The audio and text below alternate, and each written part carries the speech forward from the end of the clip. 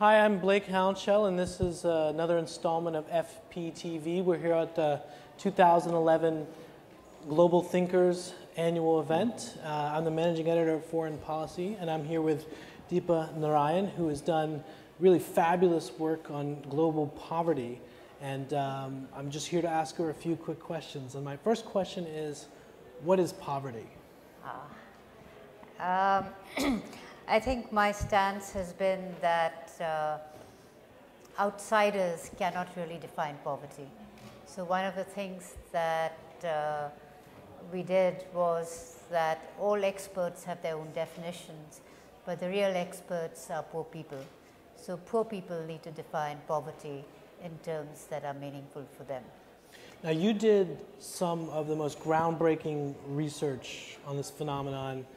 60,000, you spoke with 60,000 poor people, not you personally, I think, right. Across 17 countries. Why would you talk to people in so many different places? Isn't all poverty the same? For two reasons, actually, because the first is that poverty is actually very context specific.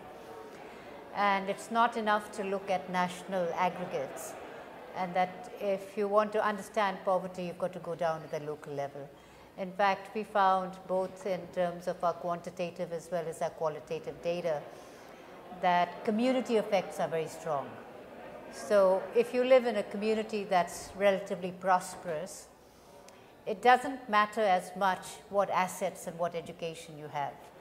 But if you live in a remote community, then your initial assets make a huge difference. So the local context really matters.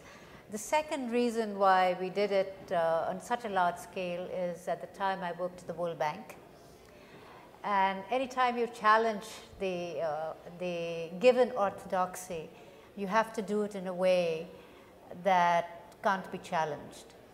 And so you can dismiss voices of 10 people or 20 people or 100 people, but it's really difficult to dismiss the voices of 60,000.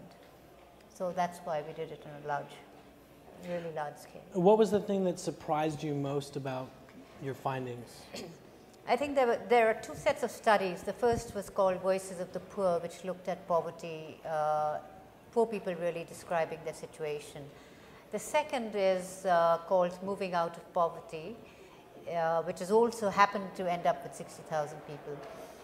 I think two findings stand out in my mind. One is that poverty is not a static phenomenon.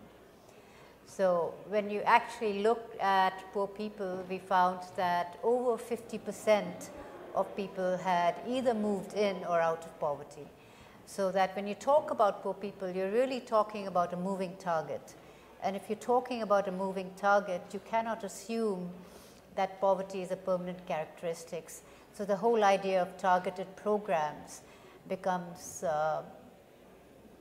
based on a false assumption. So I think that's one of the things that's really important. The second one was that what we found is that people often think that if you're poor, it's your fault. We found that to be absolutely not the case. We actually measured the number of initiatives poor people took as well as the well-off in the same communities. And we often found that poor people took more initiatives than the well-off, the rich. So then the question is, why then are they poor? And so that's what we followed up. Now, I've got time for one last question. My question is, what do you think of Occupy Wall Street? I think it's a fantastic movement. I went there myself about 2 weeks ago and spent a day at the Zuccotti Park. And what impressed me was how serious, articulate, and committed a lot of the young people were. And also many of the similarities between what I heard people, the young people there talk about, as well as what poor people were talking about, which is that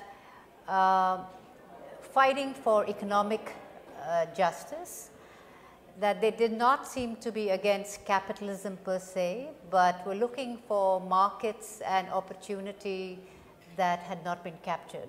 So inequality exists, but the levels of inequality have gotten so gross that they are immoral. Thanks very much. Thank you.